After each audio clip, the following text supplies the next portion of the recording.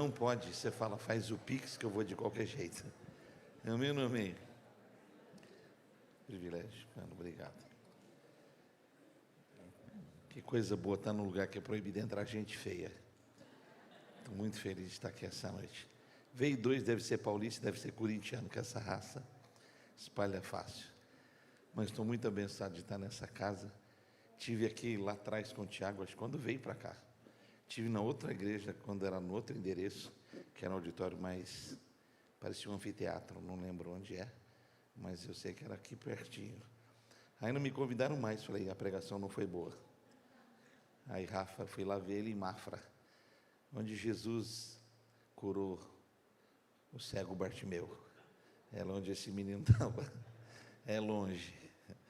Não sei como é que ele ficou lá 6 anos. 7 da noite acabava tudo. Só voltava às 5 da manhã a funcionar. Mas Deus prosperou a obra das mãos dele lá. Aí ele me ligou, falei, ai pai, será que vou ter que voltar a Mafra? Ele falou, não, estou na Barra. Falei, estou indo agora. Muito bom de estar aqui com vocês, muito bom. Quem não me conhece, levante a mão, por favor. Vocês não perderam nada. Eu sou de Campinas, interior do estado de São Paulo.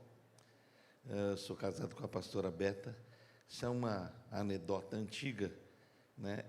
Que todo mundo diz e eu estou só repetindo. Ela não orou nada, né? E eu orei muito. Cada um recebe o que pediu a Deus. Ok? Eu sou pai da Beli, sou pai do João. O João é a 4ª geração de pregadores na nossa casa. Eu e minha casa estamos servindo a Deus. Esse ano eu completei 37 anos que eu pastoreio. Eu pastorei uma linda igreja lá em Campinas, a Família da Fé.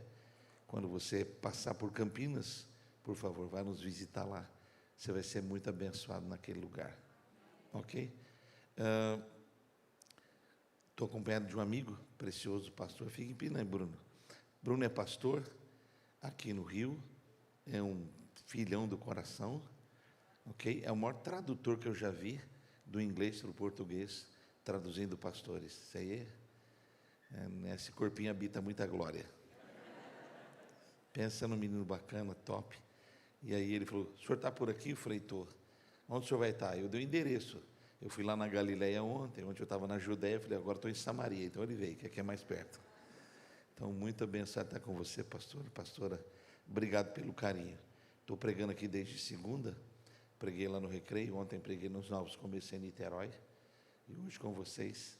E amanhã vou embora, glória a Deus. Eu creio. Se você trouxe as Escrituras, por favor, abra agora num texto da palavra que o Senhor me deu essa semana. Essa semana o Senhor me abençoou de uma forma muito graciosa. E um texto das Escrituras, que eu já li muitas vezes, mas agora ele me veio de uma outra forma, de um outro jeito, né? Livro de Juízes, o capítulo é 13.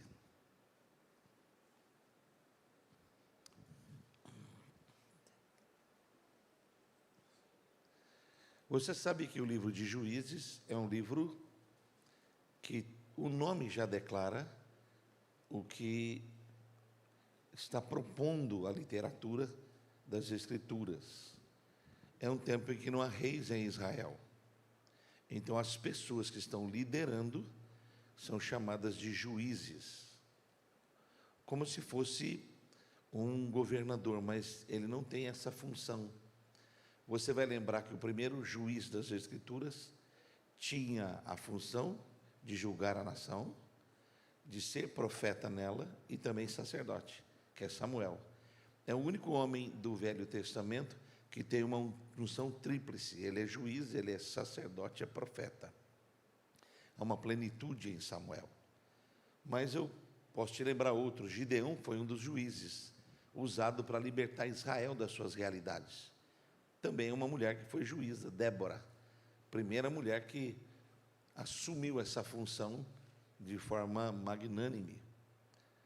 Porém, o capítulo 13, ele é um dos capítulos mais graciosos, porque ele vai apontar talvez um dos homens com o nascimento mais gracioso do Velho Testamento e da função dos juízes, que é Sansão. E o capítulo 13 vai falar do nascedouro, ou do nascimento e da história de Sansão, o começo dela. Só que quando a gente lembra de Sansão, a gente tem uma verdade que não pode ser omitida. Nascimento extraordinário, vida de fracasso. Nascimento debaixo de muita plenitude, ok, porém com um caráter extremamente debilitado. Um homem com uma graça espiritual profunda e tinha tudo para ser o maior de todos, mas terminou por misericórdia de Deus, morrendo com seus próprios inimigos.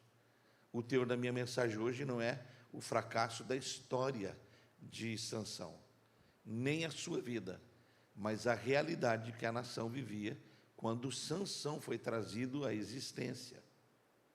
Então, peço que você fique com a Bíblia aberta para a gente ler, porque há detalhes aqui para nos abençoar de forma muito, mas muito especial nessa quarta-feira. O texto começa falando da realidade da nação. O texto começa mostrando o todo, o macro. É como se Deus quisesse que a gente entendesse que é uma realidade que, quando estabelecida no macro, pode afetar até o micro, que é uma pessoa, ou um casal, ou uma casa. Então, o tempo que Israel está vivendo é um tempo em que os juízes julgam a nação, porém é um tempo de apostasia. É só você ler a primeira frase do verso 1 do capítulo 13. O texto diz assim: os filhos de Israel voltaram a fazer o que era mal perante ao Senhor. Quer dizer, eles caíram em laços antigos, eles caíram em armadilhas antigas, eles caíram presa fácil da idolatria, da incredulidade, ok? Da autorregulação, que é quando uma pessoa olha para o processo não de cima para baixo, mas aqui, ó, nessa dimensão que hoje as pessoas têm. É o tempo da pós-modernidade, é um tempo em que as pessoas, elas se movem não por princípios, mas por conceitos. E aí a verdade não é absoluta, ela é relativizada. O que pode parecer mal para mim, pode não parecer mal para você. Aí não está atrelado a uma verdade absoluta, está atrelado a um sentimento, a uma emoção, a uma experiência conjunta. Você vai ver nas redes sociais pessoas que têm princípios entrar em ambientes que as pessoas começam a fazer experiências sem que ela saiba. Por exemplo, dias atrás, estava nas redes sociais o experimento de Oxford. Uma pessoa com caráter, com princípio, com N condutas, ela foi para uma sala e as pessoas começaram a entrar na sala e terem atitudes estranhas na sala. E ela foi vendo o comportamento de cada pessoa que chegava. De repente, ela começou a praticar os mesmos comportamentos, sabendo que aquilo era errado. Então, essas coisas fazem parte da conjuntura da vida das pessoas. Então, Israel está vivendo esse atrelamento. Qual atrelamento? Abandonar o Senhor, abandonar a palavra, se afastaram do Deus vivo, caíram em armadilhas espirituais, começaram a adorar outros deuses. E esse processo de abandono da presença do Senhor é a mesma questão do jardim do Éden. Quando Eva traz o fruto proibido, Eva foi enganada, Adão caiu. Ele sabia que aquilo trazia maldição, mas ele desejou, ele se atrelou ao processo, comeu com consciência e condenou toda a humanidade à queda. Porque depois da queda de Adão, todos os homens nasceram na imagem de Adão. Por isso, Paulo, quando vai escrever suas cartas, ele fala: vindo então o segundo Adão, que é Cristo, vem para restaurar, para restabelecer, para reedificar o que estava perdido. Então, Israel se perde. Quando Israel se perde, o texto vai dizer que o Senhor entregou ele nas mãos dos inimigos. Dá uma ideia assim: Deus pegou a nação e jogou lá. Não, é que a presença de Deus faz parte da realidade prometida para Israel. Só que quando Israel se move de forma rebelde, coração duro, coração incrédulo, eles estão dizendo: nós não queremos teu governo, nós não queremos a tua presença, nós não queremos a sua direção, nós temos competência para cuidar da nossa vida. Na realidade, você está atrapalhando o que a gente quer fazer. Então o Senhor tira a mão, isso chamamos de juízo divino. O juízo divino começa a se manifestar, é a ausência da presença de Deus. Então, é como se você tivesse à mercê de qualquer coisa. Agora, se você tem a Bíblia aberta nesse versículo e nesse texto, você vai notar uma coisa interessante. O juízo de Deus, ou a ausência da sua presença, a ausência da sua proteção, a ausência da sua bondade, foi uma coisa delicada para a nação. Eles ficaram diante de um juiz por 40 anos. 40 anos sem que Deus pudesse abençoar aquele povo. 40 anos sem que Deus pudesse guardar aquela casa ou aquela nação. 40 anos nas mãos dos inimigos. Lembra-se de Juízes 6, quando Gideão olha a realidade da nação, eles plantavam, viu o inimigo e roubava a colheita. Criava gado, viu o inimigo e roubava o gado. Eles prosperavam, viu o inimigo como enxame de gafanhoto e comia o produto da terra. E só sobrava miséria. E a Bíblia diz assim: Israel empobreceu, Israel enfraqueceu, Israel andou na miséria. Toda vez que a gente se permite como nação, toda vez que a gente se permite como família, que o Senhor não esteja no centro da nossa vida, isso aqui se manifesta. Você é roubado e não vê. Você é prejudicado e não vê. Você tem lutas que você não entende porque elas estão chegando. Porque quando a gente serve a Deus, é comum que as lutas cheguem. Mas a luta vem e ela vem com força. Agora, escute isso. Quanto maior a luta, maior a graça. Quanto maior a luta, maior a presença. Quanto maior a luta, maior a vitória. Quanto maior a luta, maior o resultado. E a luta não diminui. É você que fica mais forte quando Deus está presente. Vocês vieram hoje à noite ou não? Só que quando a presença de Deus não está, a miséria se manifesta. Você não pode calcular porque você está olhando um texto e está me permitindo citá-lo. Mas eu poderia te mostrar nas Escrituras quanto Israel foi roubado, quanto a nação padeceu, quanto Satanás roubou e tirou. Talvez você não perceba, porque é necessário uma coisa fundamental para as nossas vidas espirituais. O bispo Macalister, fundador da Igreja de Nova Vida aqui do Rio de Janeiro, já falecido, dizia que o maior dom espiritual da igreja é discernimento espiritual. Porque discernimento espiritual te permite calcular o que Satanás está tentando roubar. Lembre-se dessa promessa de Deus. A Bíblia diz assim: quando uma casa está edificada na rocha, uma geração anuncia para outra geração os grandes feitos de Deus. Vou repetir. Quando a gente está no centro da vontade de Deus, uma geração, pai anuncia para filho, filho anuncia para neto, neto para bisneto, os grandes feitos do Senhor. Você se lembra dessa promessa de Deus? Ele diz assim: a presença do Senhor, a bênção do Senhor, ela faz prosperar e não acrescenta dores. Aqui as dores estão manifestas. Nação foi roubada há 40 anos. 40 anos Satanás foi sugando a energia, sugando a alegria, sugando a saúde, sugando as finanças. É só você ver Brasília esses dias. Nós não estamos debaixo de governo político, nós estamos debaixo de hoste infernal. É que a gente não consegue traduzir. A Bíblia diz: a nossa luta não é contra pessoas.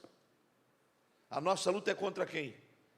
Principados, potestades, forças da maldade que operam. Dias atrás, aqui no Rio, tinha uma cantora internacional. Ela disse publicamente: não vim cantar, não vim começar um culto para aquilo que eu sirvo. O que é culto? Adoração a uma entidade ou uma força. Da mesma maneira que você veio cultuar o Deus vivo, ela estava na praia com 2 milhões de pessoas cultuando o maligno. E o que ela falou que ela veio fazer? Abrir os portais das trevas sobre quem? Sobre a nação. Só que a gente acha que isso é brincadeira. Aí tem um monte de crente, desculpa a palavra, e me perdoa, é a única que eu posso dizer, bobão. É um cara que acha que música é música. Música não é música. Música é ferramenta poderosa de disciplina, de abertura, de penetração de informação.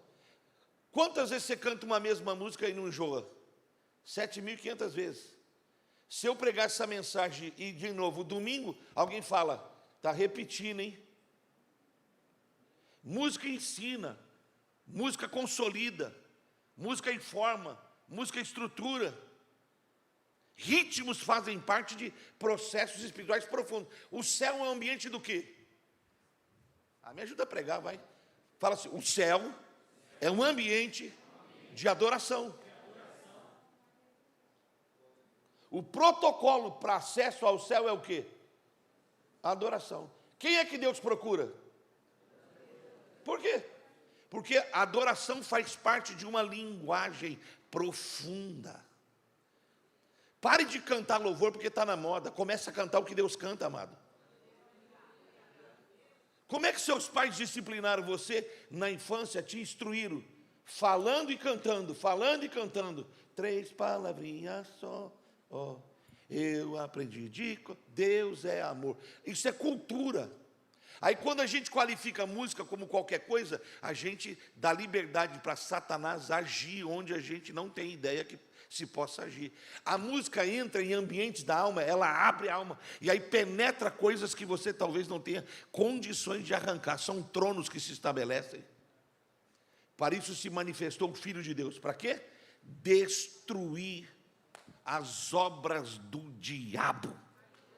O que são as obras do diabo? Isso aqui, ó. Roubar uma nação, roubar o trigo de uma nação, roubar a fé de um povo. No tempo de Elias, você se lembra? Jezabel casa com Acabe, ela chega pela porta, pelo viés do casamento político. Ela é uma sacerdotisa, escute isso, não se permita ser enganado. Você precisa entender que algumas pessoas servem ao diabo. Isso aqui está na Bíblia. Jezabel chega em Israel, Israel está na plenitude de um tempo com Deus.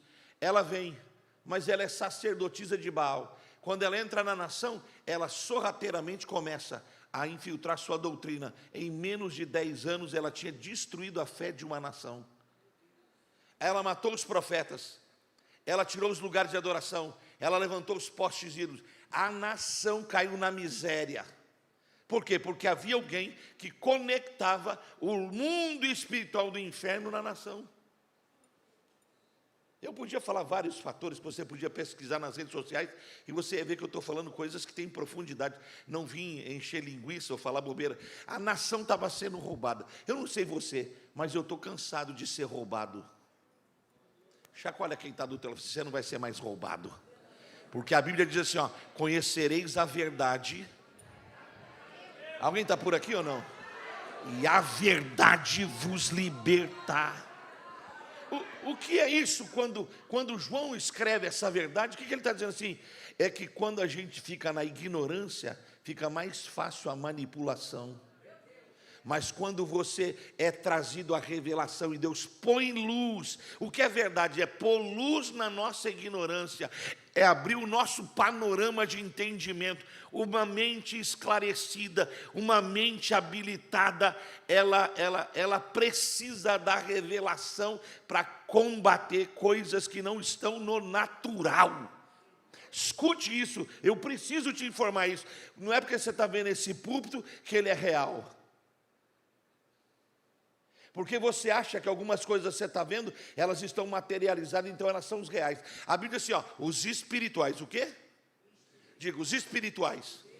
Deixa eu te definir quem você é. Você não é uma pessoa que tem uma alma, que tem um espírito. Você é uma pessoa, primeiro espiritual, que tem uma alma, que habita nessa casa que é o corpo. Não inverta essa realidade, senão você inverte o processo. Quando você levantar, fala assim, eu sou um ser espiritual, que tem uma alma e que se manifesta nesse corpo, amém ou não amém?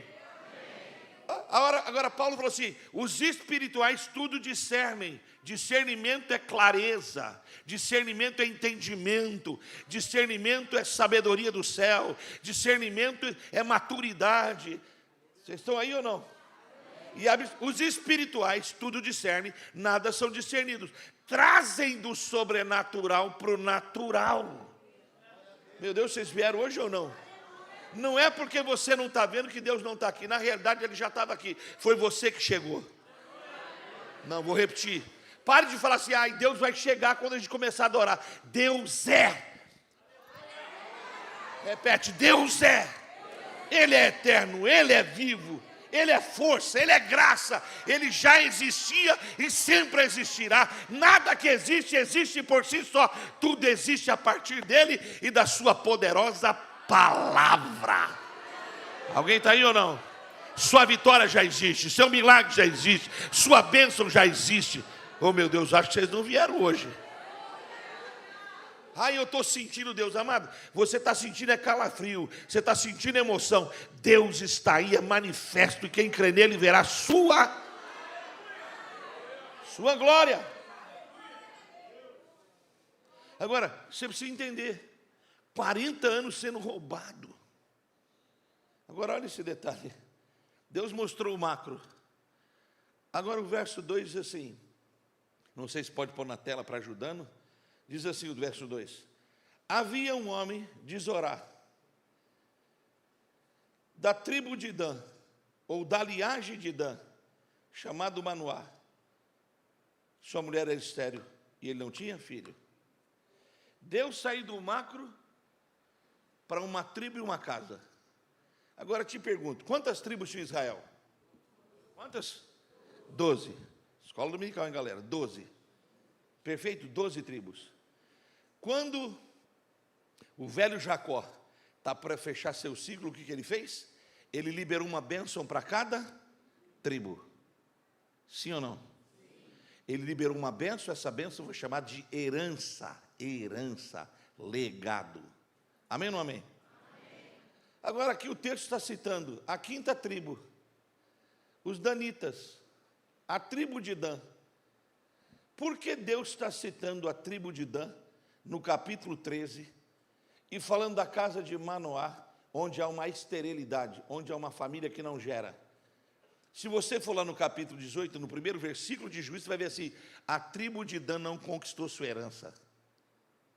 A tribo de Dan não conquistou sua herança. Diga, a tribo de Dan não alcançou seu êxito. Por quê? Porque foi roubada.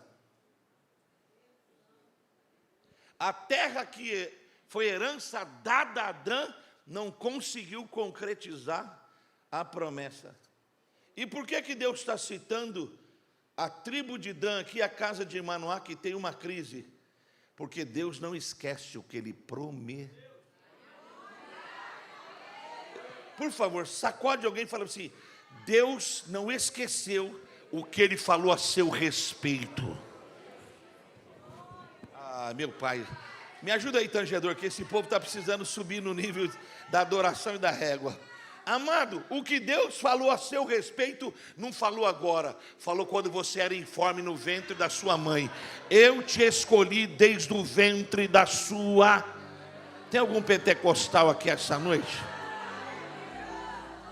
Meu Pai Celeste, chacoalha esse amado e fala assim: não foi sua mãe que desejou que você nascesse, não foi seu pai que emprestou um esperma, não foi porque sua família casou. Antes que você viesse a existir, antes que seu pai pensasse em você, diz às vezes: eu te gerei. Ai, ai, ai, alguém está aí ou não? Fala comigo bem alto: a minha vida é um projeto de Deus. Vamos, me ajuda a pregar, vai. Diga: a minha vida é um projeto de Deus.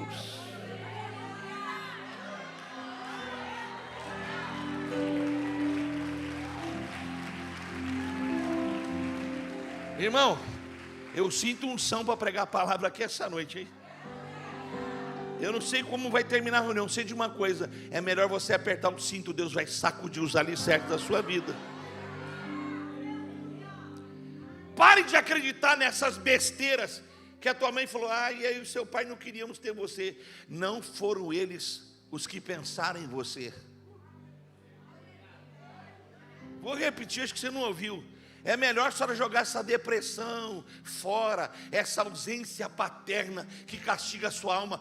Tanto tempo de existência, a senhora está olhando para o nascedouro como se: ai, meu pai não me amou, meu pai. O Senhor diz assim: eu te amei. Pode uma mãe se esquecer do seu filho, todavia, eu, Senhor, jamais. Meu Deus, você sente a presença do Espírito Santo? Você precisa ser curado por dentro e na alma pela palavra do teu Deus. Podem todos ter esquecido o seu nome, te traído, te rejeitaram, mas na palma da mão dele está tatuado teu nome, e ele faz menção da tua vida diante dos seus anjos assim: meu servo, minha serva, meu filho, minha filha, Ana, Vinícius, Rafael, sei lá o seu nome, sei de uma coisa: aquele que começou a boa obra vai completá-la. Ou joga a mão para cima, dá um brado de vitória aí. O que é que Deus está fazendo? Deus está dizendo: promessas antigas não perderam prazo de validade.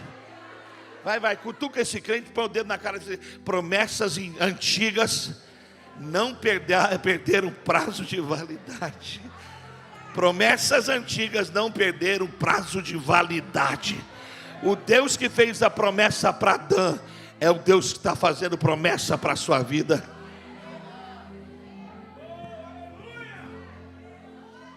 Agora, olha que coisa. Ele está citando a tribo de Dan, está citando a casa de Manoá, e está apresentando a dor da casa de Manoá. Qual é a dor? Qual é a dor? Esterilidade. Por quê? A ausência de filhos nesse ambiente é a ausência da bênção. É a desaprovação do céu. Símbolo de maldição. Sim ou não? Lembra de Ana? 1 Samuel, Ana está indo para o templo adorar. Está recebendo porção dobrada e está amargurada, entrando em depressão. Por quê? Porque ela não gera. E a concorrente dela, Penina, tem filhos aos barrancos. Só que ela não compreendia que a leve e momentânea tribulação que ela tinha ia revelar um eterno. Fala para alguém: a sua tribulação, por maior que pareça, as Escrituras declaram que ela é leve e ela é momentânea. Em outras palavras, é assim: ela é rápida e passageira. Só que a leve e momentânea tribulação que você tem revela uma coisa gloriosa. Qual? O eterno peso de glória. A tua vitória não é momentânea, ela é eterna. E o peso da tua vitória é peso de glória. Pastor, o que é peso de glória? Quando Deus chega num lugar, se Ele chega, Ele não pode vir com tudo, senão a gente morre. A gente não suporta. Sabe o que ela diz assim? A tua vitória, eu tenho que ir dando ela assim, em doses homeopáticas. Doses homeopáticas, você não consegue receber tudo, então eu vou te dando. É de glória em glória, é de fé em fé, é de graça em graça, é de vitória em vi. Ai, tem alguém aí para dar um aleluia? Essa é uma noite que Deus vai dividir águas nesse ambiente. Quando uma casa é uma casa como Manoá, que a mulher é estéril, o ambiente da tristeza e da derrota está estabelecido. Agora, preste atenção. Deus mostrou a nação, mostrou uma casa.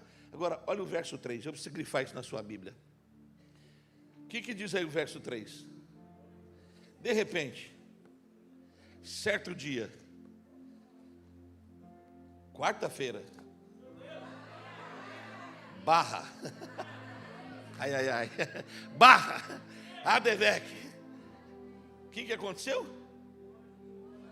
Não, para. Não é assim que lê. Deixa eu dar para você, ó. Apareceu, veio, chegou.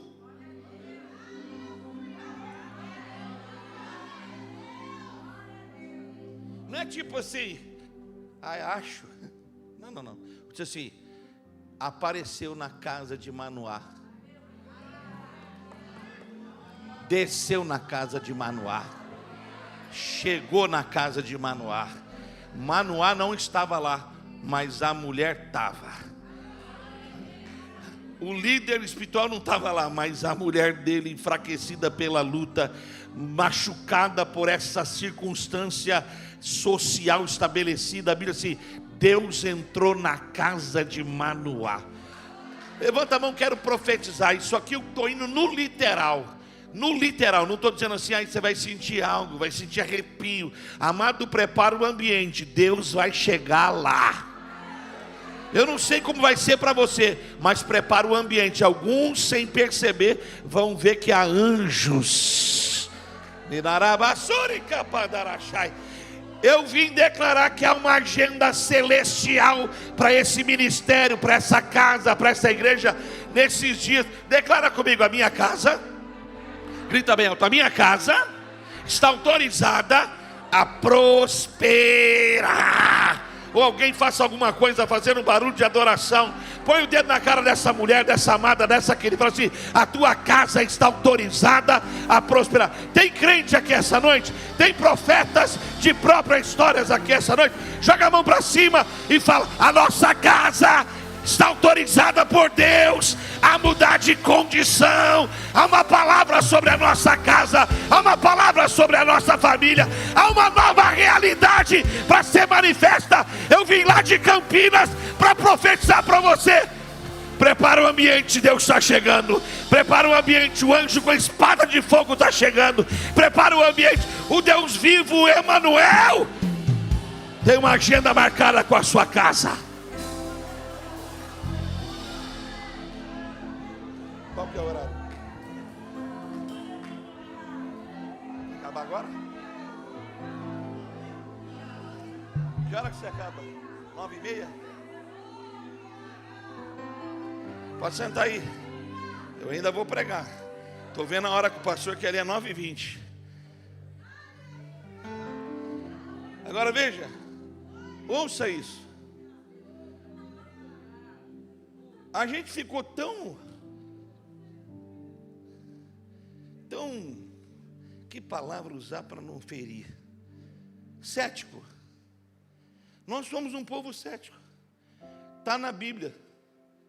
Está na Bíblia que Maria estava em casa adolescente, o anjo entrou no quarto dela. A gente lê e não acredita. Está na Bíblia que Paulo está andando para Damasco com carta de ameaça. Aí o Senhor foi lá no caminho dele, assim: aí Paulo, é você que está me perseguindo. O cara caiu, ficou cego. Está na tua Bíblia? Está na minha. Está na tua Bíblia que... Eu acho que você não leu na sua. Vou ver se talvez a minha seja uma Bíblia diferente da sua. Diz que Paulo e Silas estavam na cadeia, preso com sentença de morte para outro dia. Começou a adorar, Deus desceu na cadeia. A Bíblia diz que Pedro tinha sentença de morte para outro dia. A Bíblia diz que Pedro está na cadeia, Pedro vai morrer no outro dia, mas a igreja na barra orava. A oração foi na casa da irmã Maria, está lá no texto de Atos. A oração fala assim: a oração foi na casa da irmã Maria, mas a resposta foi lá na cadeia. Tem coisa que se orou aqui, mas a resposta não vai ser aqui. Sua resposta vai ser lá em Portugal. Sua resposta vai ser lá na Flórida, lá em Boston. Sua resposta vai ser lá na justiça. Alguém está aí essa noite ou não? A Bíblia diz que ele estava amarrado, preso a 2 soldados para cá, 2 soldados para lá, e ia morrer. Aí o anjo chegou lá. Cara, anjo chega em tudo quanto é lugar do Novo Testamento. Aí a gente tem uma visão de fé assim: não, quem vê anjo é louco. Quem anda no sobrenatural é. Não tire da sua agenda, não tire da sua percepção que o seu Deus é mais real do que você está me vendo aqui, ó. Porque ele fez uma promessa. Qual promessa que ele fez? Qual é a maior promessa que ele fez para nós? Eu estarei. Olha, presente do verbo gerúndio perfeito. Presente, eu estarei presente. Não é tipo assim, eu vou vir de vez em quando. É presença contínua. Vocês estão aí ou não? Eu estarei com vocês quando? Quando? Amado, deixa eu te dar uma boa notícia. É melhor você mudar seus comportamentos, porque você tem a presença dele e não está dando conta de coisa que você anda fazendo. Cuidado com o que você fala. Lembra dessa canção? Cuidado, mãozinho que você pega. Cuidado, olhinho que você vê. Cuidado, boquinho que você fala. O Salvador do céu está olhando para você. Cuidado, pezinho que você dança. Está aí ou não? Deus foi na casa de Manoá e de propósito foi quando ele não estava lá, porque Deus tinha uma coisa com uma pessoa improvável. Uma mulher que sangra. Uma mulher que chora. Uma mulher que sofre. Veja, se Israel está debaixo de um jugo filisteu, o que Israel precisa é de um exército. Israel precisa do quê? Israel precisa de arma. Israel precisa de gente que guerreia. Mas Deus tem uma maneira tremenda de trabalhar. Deus confunde a nossa lógica. Deus confunde a nossa perspectiva. Só você olhar no texto. Ele chega na casa da mulher e fala assim para ela: você é estéril e nunca teve filho. Porém, diga comigo, porém, esse não foi o tempo melhor da tua vida até agora. Porém, você foi no médico e teve um diagnóstico ruim. Porém, seu marido pode ter dito que está pedindo o divórcio. Porém, há uma cadeira lá em Brasília estranha e esquisita. Porém, aqui em cima tem alguém sentado numa cadeira imutável. E ele tem a última palavra sobre a nossa realidade. Alguém está aí comigo ou não? Fala para alguém: porém, amado, teu choro durou uma noite, porém, está chegando uma nova temporada de alegria. Você sangrou muito esse ano, porém, o Deus que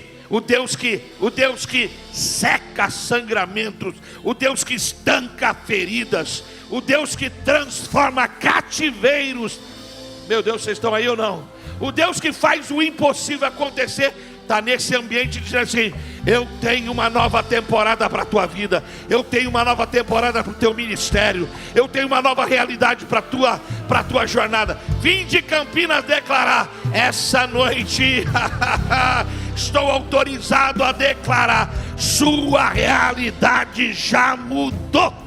Alguém joga a mão para cima e dê um brado de vitória, glorificando o Senhor. O anjo não veio passear, o anjo veio trazer resposta. Abre a mão, quero declarar: esta é uma noite de respostas. Vamos, me ajude. Você veio aqui glorificar. Fala para alguém: essa é uma noite de respostas. Essa é uma noite que Deus começa uma coisa nova. Essa é uma noite de uma virada divina. Esta é uma noite que a porta que Deus abre ninguém fecha, a que Ele fecha ninguém abre. Esta é uma noite que Deus reposiciona você. Esta é uma noite que Deus decidiu te levantar. Você vem prostrado, vai sair aqui de pé. Você vem carregado, vai sair carregando a sua vitória, para que o Senhor seja glorificado. Alguém pode dizer glória a Deus? Alguém pode dizer aleluia? Alguém pode abrir a sua boca para bendizer o nome do Senhor?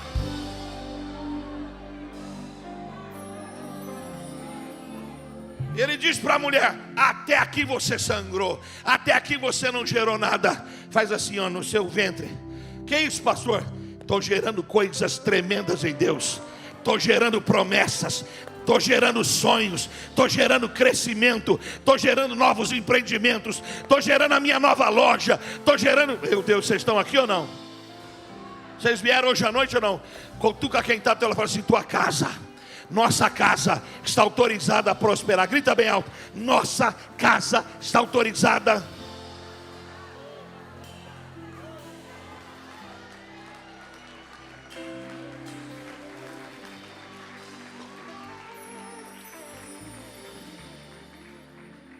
A mulher ficou pasma.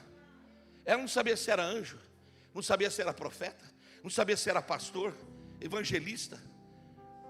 Aí ele falou assim para ela: aí, o que eu estou fazendo na tua vida, muda teus hábitos agora. E vai mudar também os hábitos do que você está gerando. Porque alguns querem a promessa, mas não querem o processo. Para você chegar na promessa, você precisa passar pelo processo. E o processo é assim, vai te esticar. Porque você precisa ficar habilitado para aquilo que Deus vai te entregar. Deus não dá coisa grande para quem é pequeno. Deus torna quem é pequeno habilitado para pegar coisa grande.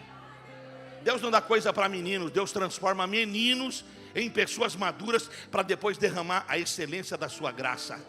E olha que coisa tremenda, precisava de um exército para livrar Israel. Sabe o que Deus faz? Planta uma semente. Deus planta o quê? O início é pequeno, mas o futuro é de glória e tem crescimento. Olha o que Deus está fazendo. Vou te dar um filho, vou te dar uma criança. Parece um bebê, é um bebê, mas escute isso. Ele vai começar a livrar a sua casa. Ele vai começar a livrar meu povo. Deus não precisa de muitos. Deus precisa de filhos obedientes e leais e comprometidos com o processo. Deus não está procurando talentosos. Deus está procurando quem tem coração ensinável. Deus não está procurando quem canta bem, nem quem prega bem. Deus está procurando os limpos de coração.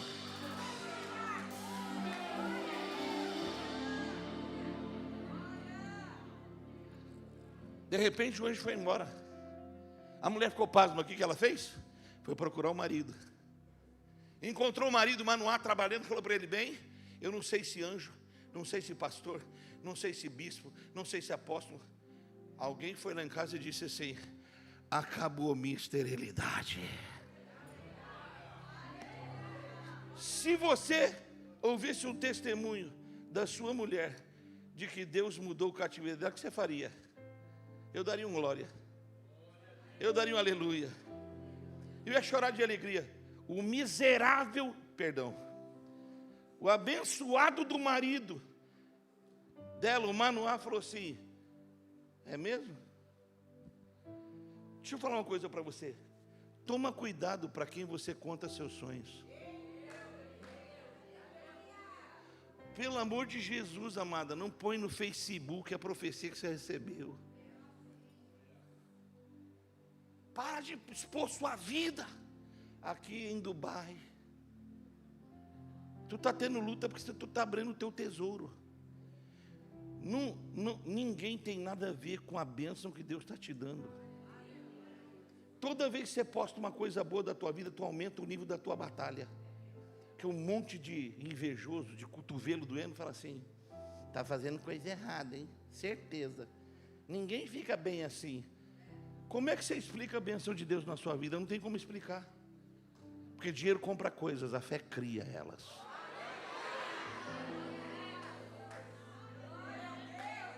Qual foi o dia que Salomão se lascou? O dia que ele abriu os tesouros dele para a rainha de Sabá. Começou a miséria da vida dele. Nós somos um mundo que parece que quanto mais você expõe sua vida, maior e melhor parece que você fica. Quero dizer para você, é pesquisa das maiores faculdades americanas, é a primeira vez, desde 1950, que essa geração empobrece mentalmente e espiritualmente e na dinâmica relacional. Essa geração que está chegando, ela é mais, desculpa a palavra, vou usar uma palavra que usa a impressão, é lerda. Não tem agilidade, não tem vocabulário, não tem repertório. Você está entendendo? Não era para evoluir? Olha quanta tecnologia. Não era para crescer? Não leem mais, não estudam mais, não querem trabalhar, querem receber de mão beijada. Nós estamos num caos que estamos implodindo. Parece que está crescendo, estamos implodindo. Por quê? Porque a gente desaprendeu a viver. Minha mãe, Dona Santa Deja, com Jesus há 14 anos. Ok? Eu andava de bicicleta, caí da bicicleta, ralei o joelho, chorei. Ela falou assim: está chorando, filho? Estou. Por que caiu? A bicicleta. Ela falou assim: vai continuar pedalando ou você quer que eu venda a bicicleta? Ela não me levantou, não. Ela falou de vender minha grela. Enxuguei as lágrimas, subi na grela e fui embora. Falei: vou perder a magrela? Vou perder a bicicleta? Umas mães de hoje, o filho dela cai de bicicleta, ela vai lá e começa a chutar a bicicleta. Ai, derrubou meu neném. Sério? A bicicleta derrubou seu filho? A senhora está bebendo Baygon. Seu filho caiu da bicicleta sozinho. Seu filho bate numa cadeira. A senhora vai lá e bate na cadeira. Ai, cadeira, não bate no meu neném. Baby reborn. Nós estamos destruindo nossos filhos. A minha mãe dizia assim para ela: mãe, não vou no culto. Ela falou: você quer morrer agora ou quer morrer depois?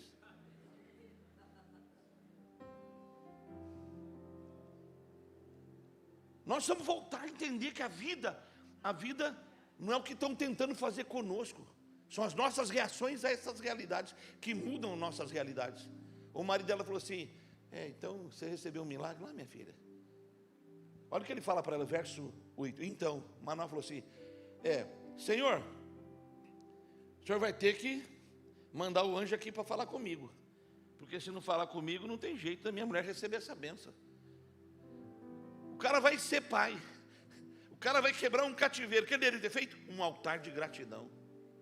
Eu vim declarar que todo ladrão de alegria, todo ladrão de fé, todo ladrão de sonho, Deus vai arrancar do nosso caminho.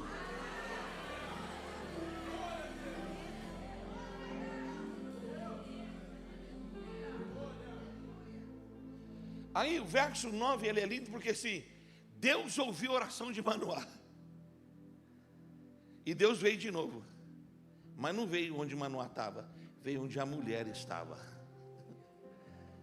O anjo chegou, a mulher viu ele, assustou, falou assim: me dá 2 minutos que eu vou buscar aquele abençoado. Trouxe ele, aí ele veio: é você mesmo que entregou uma palavra para minha mulher? Ele falou assim: sou eu. Quem é você? Ele falou assim: eu sou. Deu a senha para o cara, ele falou assim: é mesmo? Como é que o menino e a minha mulher vai ter que viver? Não é seu, nem o menino, nem sua mulher. A sua casa precisa entender que tem uma coisa sagrada, consagrada, separada por Deus. Aí ele falou assim: permita eu fazer uma refeição para você? Aí o Senhor começou a ficar bravo, porque ele, veja, Deus estava na casa dele e não sabia. Aí ele falou assim, olha o que o anjo respondeu para ele: eu não vou comer seu pão, mas vou aceitar se você fizer um sacrifício. O que é que Deus está falando?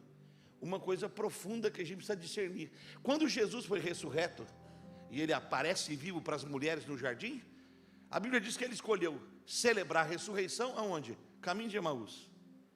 Tem 2 pastores descendo de Jerusalém para Emaús. Jesus chega junto e eles não enxergam Jesus, eles não. Aí Jesus começa a pregar a palavra. A Bíblia diz assim: e o coração deles começou a pegar fogo. Qual é o problema dessa geração? O coração pega fogo, tem entendimento, mas não tem visão espiritual plena, não enxerga.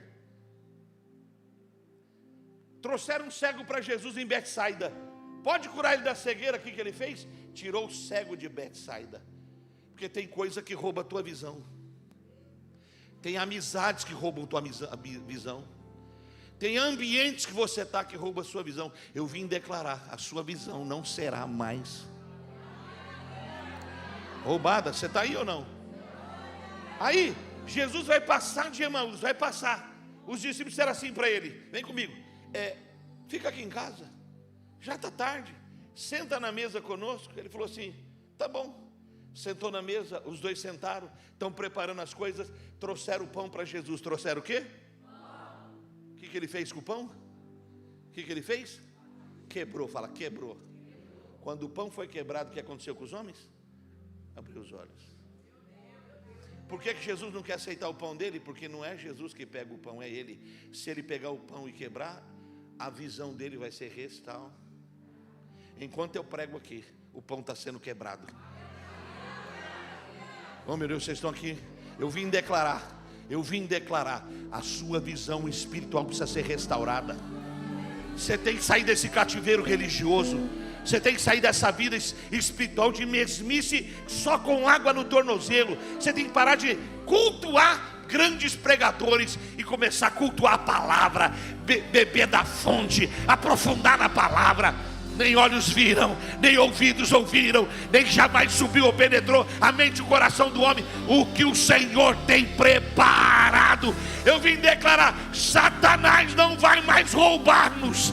Satanás não terá nossos pais, não terá nossos filhos, não terá nosso chamado, não terá nossos bens, não terá nossas crianças. Nenhuma unha ele vai ter. A nossa casa foi autorizada a prosperar. Joga a mão para cima, dá um brado de vitória. Profecia e palavra de Joel 2:28. Nos últimos dias derramarei do meu espírito sobre toda a carne. Olha que coisa linda. Primeiro nível da graça. Nossos filhos, diga, meus filhos, nossos filhos serão profetas. Não vão dar dor de cabeça, não vão ser roubados por Satanás. Vim declarar: a glória da segunda casa será. Oh, joga a mão para cima e adora o nome do Senhor essa noite, vai.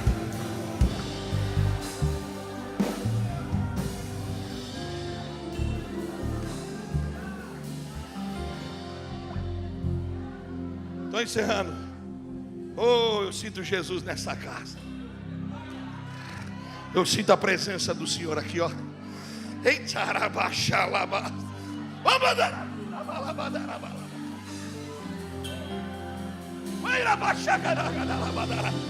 É melhor você tirar a sandália dos seus pés. O lugar que você está pisando é território consagrado, é terra santa, é lugar de bênção, é lugar de vida. As cadeias que te dominavam vão cair por terra.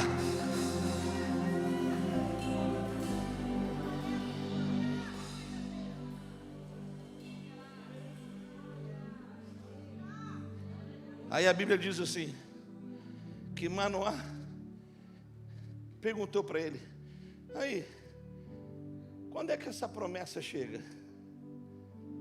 Deus falou assim: o processo está praticamente concluído. Falta um detalhe. Oferece sua oferta, oferece seu altar. Tá, quando a bênção for manifesta, como é que a gente te chama? Já tinha dito que ele era o sou. Porque Deus é tudo aquilo que a gente precisa que Ele seja. Fala comigo, Deus é tudo aquilo que eu preciso que Ele seja na minha vida. Aí o anjo do Senhor olhou para ele e diz o verso 18: meu nome? Eu sou maravilhoso. Olha que coisa linda. A casa dele sangra, a casa dele não gera, a casa dele paira uma maldição, a casa dele, a família dele, a tribo dele não conquistou herança. Deus está dizendo: para você, eu sou maravilhoso. Fala para o teu marido: para nós, Ele é maravilhoso. Conselheiro, Deus forte, Pai da eternidade, Príncipe da paz. Meu Deus, acho que vocês não vieram essa noite. Eu não sei você. Para mim, nesses dias, Ele tem sido maravilhoso. Maravilhoso. Suas maravilhas estão se manifestando na minha vida. Levanta a mão, quero profetizar. Está começando uma temporada de ações do maravilhoso na sua vida. Se prepare para viver milagres. Se prepare para viver milagres. Se prepare para viver milagres. Meu Deus, eu estou profetizando. Se prepare para viver uma temporada de milagres. 2025 essa igreja vai frutificar, mas os milagres vão fazer parte desse altar, dessa casa, desse ambiente da adoração. Se prepare para ver materializada as suas orações. Se prepare para ver Deus manifestando a sua palavra, cumprindo ela de tal maneira que você vai ter que dizer: é milagre, é milagre, é milagre, é milagre, é milagre. Ou será que alguém pode levantar sua mão para adorar o maravilhoso? Choro dura uma noite, mas a alegria ela vem pela manhã. Eu creio, eu creio.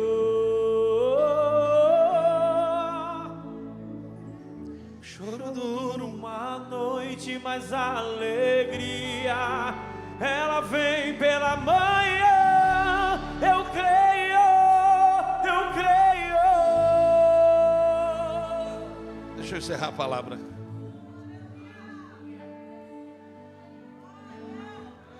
A Bíblia diz que quando Manoá soube que o nome dele era maravilhoso, ele fez um altar. Fez o quê? Ele pegou uma rocha. Por quê? Porque de vez em quando a gente precisa lembrar que tem coisa na nossa vida espiritual que fica fora do lugar. Quando ela fica fora do lugar, Deus se afasta. quem tem altar em ruínas vai ser roubado de toda a promessa que Deus fez. Como é que Elias restaurou a história de Israel com toda a ação de Jezabel na nação? Restaurou o altar. Só tem um jeito para nós, é que Deus restaure o altar da nação brasileira. Aí a nossa consciência precisa sair do micro, do macro, do micro para o macro. O que eu estabeleço em casa, o que eu construo em casa, o que eu construo com a minha casa, o que Deus faz na minha casa vai fazer aqui e vai fazer onde Ele me levar. Amém ou não amém? Aí como a Elias, que começou a colocar as pedras no lugar, pôs a lenha, pôs a oferta, cavou um rego, derramou água e fez uma oração. Fez o quê? Uma oração simples, olha aqui, ó. Tudo que eu faço é para a glória de Deus. Tudo que eu faço é porque Deus tem o lugar certo na minha vida. E a segunda fase da oração de Elias, que tem 30 segundos, é essa: e eu sou servo, sou adorador. A Bíblia diz lá em 1 Reis 18, 39: caiu fogo, caiu fogo, caiu fogo, caiu avivamento, caiu poder, caiu a graça de Deus, veio a presença do Senhor. Aí Manoá está olhando o processo, não sabe se é anjo, não sabe se é Deus, não sabe se é profeta, o olho dele não está fechado. Ele pegou uma rocha, pôs a rocha, colocou o carneiro sobre a rocha, colocou a oferta de manjares, o trigo. Aí veio o fogo. Quando o fogo veio, e o fogo veio de baixo e subiu no altar,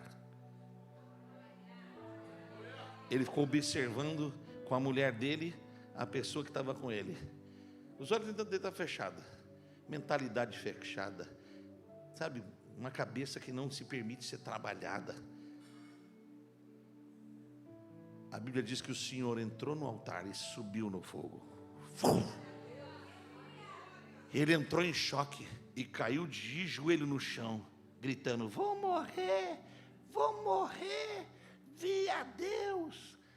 Só que a mulher dele nessa hora foi usada. Ela falou assim: vai morrer nada, vai morrer nada, tem vida, tem vida, tem vida, tem sonhos, tem projetos, tem portas novas, tem uma realidade do céu sendo reativada.